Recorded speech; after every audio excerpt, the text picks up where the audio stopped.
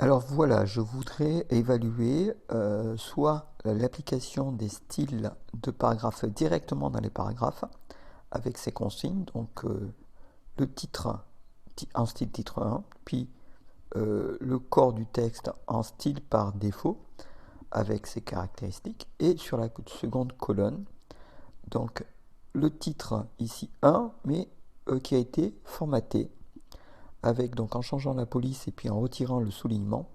Et ici, le formatage du style par défaut, en changeant de police, de taille, d'interligne. Alors, j'ai réalisé le fichier. Voilà, si donc ceci est la correction. Et pour pouvoir évaluer mes étudiants, qui sont nombreux, de manière automatique, pour voir s'ils ont respecté les consignes, je vais utiliser l'application Analyse Writer. Donc je lance Analyse Writer, je clique sur le bouton Créer ou modifier un style, plutôt un fichier d'analyse. Ok, donc je redimensionne ma fenêtre pour l'instant. Et je vais me servir de ce fichier, l'ouvrir avec Analyse Writer, en cliquant sur ce bouton, générer un nouveau fichier d'analyse. Je vais dans le dossier et je vais ouvrir ce fichier. Il me crée donc un fichier d'analyse. Je retourne sur mes consignes. Voilà. Alors, l'ensemble du texte est contenu dans la structure page. Donc ici, j'ai une seule page. Voilà. Et cette page contient donc l'ensemble de ces paragraphes et de ce titre. On peut constater ici le contenu du node page, qui est une page par défaut, puisque c'est le style standard sur cette page. On y reviendra dans une autre vidéo. Ok, alors je veux évaluer le contenu. Alors pour cela, je sélectionne ce node et je clique sur ce bouton pour évaluer toute la branche de la feuille à la racine.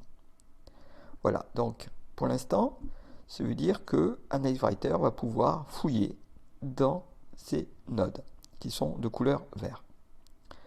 Je veux savoir quel est le style qui est appliqué à chaque node de paragraphe ou de titre. Pour cela, je clique droit sur le node page et je vais sur évaluer le node et je vais sur évaluer les noms de tous les styles hérités de tous les nodes et je clique sur oui avec combien de points. Donc je mets ici un point pour chaque node et je valide. Alors ça veut dire que maintenant dans tous les nodes enfants de page, si je clique sur un node ici, donc ce paragraphe, j'ai la méthode eval name legacy style avec un point. Ça veut dire qu'il va rechercher quel est le style appliqué. Donc ici on voit que le style appliqué c'est standard, et donc ça veut dire le style par défaut qui est appliqué à ce paragraphe. Sur les paragraphes qui ont été formatés, par exemple ce titre, le titre le corbeau et le renard, qui se trouve donc sur la seconde colonne. Je vois exactement la même méthode, et ici le style qui est appliqué c'est le style P1, et P1 c'est un formatage direct. En réalité, c'est pas P1 qui est appliqué, c'est le style hérité. C'est-à-dire que si je vais dans style de paragraphe, dans le style P1, en fait, c'est le style parent qui est titre 1. Et c'est celui-là qui est appliqué en réalité, et pas P1. C'est l'héritage. Donc, ça c'est la méthode eval name legacy style. Alors, ce paragraphe est un doublon, c'est-à-dire que sur la page, il apparaît au moins 2, 3 ou 4 fois. C'est le titre, le corbeau et le renard. Donc, ceci est une autre méthode qui détecte les styles, enfin les paragraphes doublons. Ok, donc là, maintenant, si je clique, je sélectionne de nouveau page ou structure, hein, et que je clique sur ce bouton, il me dit que j'ai 26 points au total dans cet exercice. Bah, tout simplement, c'est l'évaluation des styles appliqués. On peut tester en cliquant sur ce bouton. Et donc ici, je vais sur la fenêtre qui est la fenêtre d'évaluation. Je vais cocher les fichiers des étudiants ne sont pas dans le dossier, dans des dossiers nominatifs, puisque en réalité, je vais tester sur donc ce fichier qui est la correction, qui donc se trouve au niveau du dossier le corbeau et le renard. On le voit ici, le nom du dossier. Pour évaluer, je clique sur ce bouton. Alors évidemment, il a 20 sur 20, c'est la note. Il génère donc un compte rendu ici. Si je l'ouvre, je vais voir que la structure du document, j'ai 26 points et que j'ai pas d'erreur. Et dessous, je vois donc pour chaque paragraphe quel est le style appliqué. Donc en anglais, titre 1 pour le premier paragraphe, puis des styles par défaut, c'est le style standard pour tous les autres. Et de nouveau, si je vois donc ici titre 1 et pour les 4 derniers paragraphes, ici encore des styles standards. Ça, c'est le compte rendu. Alors, je le supprime. Je retourne sur mon application, Analyse Writer. Je rebascule sur la page qui me permet de créer un fichier d'analyse. Alors maintenant, je voudrais savoir quel est donc les attributs du titre 1, par exemple. Donc, titre 1, il faut que ce soit une police Arial, une taille de 18 et un soulignement, un trait simple continu. Je vais donc dans style de paragraphe, je vais sur heading 1 et je vais évaluer toute la branche. Je vais maintenant dans les propriétés du texte, puisque ça c'est du texte. Je sélectionne donc le node Text Property. Je vais cliquer sur le bouton Évaluer les attributs.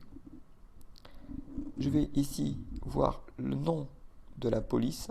Je vais cocher sur Évaluer, je vais attribuer un point. Et il faut faire attention, c'est que la police, le nom, elle peut être suivie de numéros. Alors, on va juste pour retirer les numéros qui peuvent apparaître, appliquer une fonction qui s'appelle un ou environ. En cliquant dessus, il va y avoir le petit symbole flèche vers le haut qui veut dire que si le nom de la police est suivi d'un numéro, eh bien, il n'en tiendra pas compte du numéro. Donc ici, c'est la police. La taille de la police, ici, c'est font size. Je coche évaluer, un point. Et le texte underline style, c'est un soulignement très continu simple, un point, ici. Je valide. Et du coup, ici maintenant, j'ai mes points qui sont attribués. Donc ici, j'ai 3 points.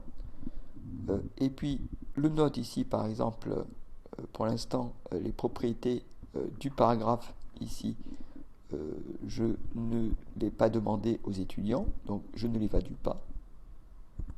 Je retire de l'évaluation. Voilà. Si je regarde le nombre de points qui est attribué à ce style de paragraphe, je clique sur ce bouton, il me dit qu'il y a 3 points qui sont attribués dans ce node. Je vais placer sur le compte rendu un titre, donc un titre 1, voilà, pour que les étudiants puissent comprendre à quoi ils ont affaire. Donc je vais taper le titre style de paragraphe titre 1, ok. Je vais faire fichier enregistré sous et je vais donc nommer fichier d'analyse. Fichier d'analyse, donc le corbeau et le renard. Je sauve. Je vais tester, j'applique ici, donc je change, je laisse donc et j'évalue. Donc ça vaut 20. Je vais jeter un coup d'œil à mon compte rendu et vous allez voir que maintenant j'ai deux parties. Donc j'ai les styles de paragraphe, donc il y a 3 points sur les styles de paragraphe, et sur la structure du document, j'ai 26 points.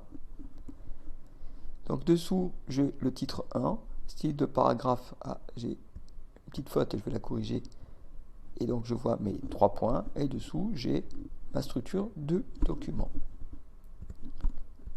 Je supprime le compte rendu, je retourne, et je retourne pour créer mon fichier d'analyse. Alors, je vais corriger la petite faute d'orthographe. Donc, c'est sur les titres 1 et j'inverse le E. Et voilà, ici aussi, paragraphe. OK. Donc ici, je vois le titre 1, style de paragraphe titre 1. Très bien. Alors, j'ai évalué le titre 1. Je vais évaluer le style par défaut. Alors, le style par défaut, c'est le style standard. Je coche sur évalue toute la branche. Je vais dans les propriétés du texte, attribut. Taille, on me demande que ce soit 10 points. Arial 1, vous voyez qu'il y a un numéro. Alors, pour ne pas tenir compte des numéros, je place mon curseur devant Arial 1 à la suite et je clique sur le bouton ou environ. Donc avec le symbole flèche vers le haut. Ça, c'est ces deux arguments, attributs, donc la police et la taille. Je valide.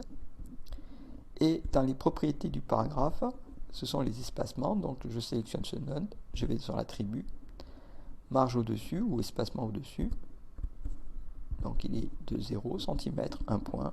En dessous, aussi 1 point. Et l'interligne, simple, il est aussi de 1 point. Voilà. Donc ici, j'ai mes 3 points. Ce node-là, donc le style drop cap, qui est en fait la lettrine, n'est pas évalué. Je le retire. Voilà, donc je n'ai pas besoin. Je vais me placer un titre, donc dans la représentation du compte rendu de niveau 1, pour que mes étudiants puissent comprendre, et je vais appeler style de paragraphe par défaut. OK. Voilà, donc ici, j'ai donc ce style qui est appliqué, enfin qui est évalué, donc par défaut, et puis titre 1. Je vais m'occuper maintenant des formatages directs, c'est un formatage des titres 1, titre et style par défaut. Donc, ici, ça se trouve au niveau de la structure du document qu'il faut que j'agisse sur les formatages, donc directs. Alors, pour évaluer les formatages directs, qui sont appliqués uniquement sur la seconde colonne, c'est-à-dire à partir du second titre, ici, là, je vois qu'en effet, c'est un formatage direct, puisque le nom du style, c'est P1. Et ce n'est pas donc un titre 1, enfin c'est un titre 1, mais qui a été formaté. Ici, le nom c'est P1. Alors sur les fichiers étudiants, ils peuvent avoir P2, P3, P4. Ça n'a pas d'importance, il va comparer avec mon P1 à moi. Alors je vais, pour pouvoir évaluer le formatage direct, donc je vais sur évaluer ce node, et je vais sur la méthode évaluer le style appliqué, et je fais clic évaluer le style. Je vais avoir une nouvelle méthode qui apparaît, qui est analyse style à vrai. Il va analyser donc le style qui est appliqué ici. Alors ce style P1, maintenant je vais voir que je veux une police time new roman et puis pas de soulignement. Alors pour cela, je retourne sur style de paragraphe et je vois que P1 maintenant est passé en vert. Je développe et je vais dans les propriétés texte. J'évalue ce node et ici je vais avoir les attributs. Donc, alors on me dit Times New Roman, le voici, je coche, je mets un point. Et n'oublions pas de mettre le symbole ou environ pour retirer d'éventuels numéros. Et pour le soulignement, je vais avoir donc un peu plus bas, ici donc le soulignement none. Je vais mettre un point, none voulant dire qu'il n'y en a pas. Alors, suivant les versions, mes étudiants peuvent avoir des versions qui datent de plusieurs années. Je vais avoir aussi comme valeur de none, je vais mettre un ou strict et je vais mettre nul. En anglais, nul. Donc c'est none ou nul. Et je valide. Donc ici, j'ai maintenant mes deux attributs qui vont être évalués. Ce sont les formatages directs.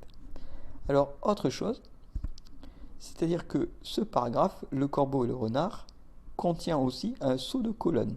Et ça, c'est un formatage direct. Donc, dans les propriétés du paragraphe, je vais évaluer l'attribut et je vois qu'il y a un saut break before, avant, de type colonne. Je vais l'évaluer, un point.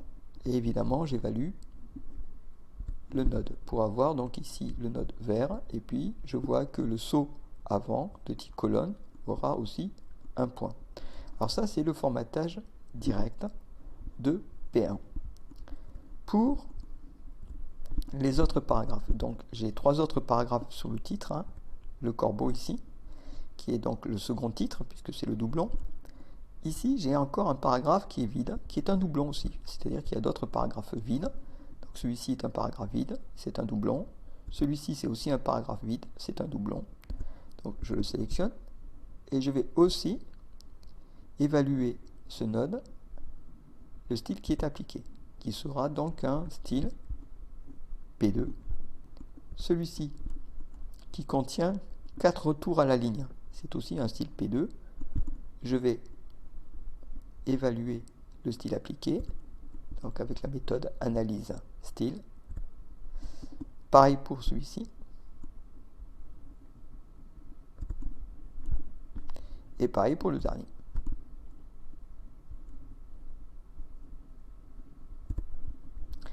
Je vais maintenant dans style paragraphe P2.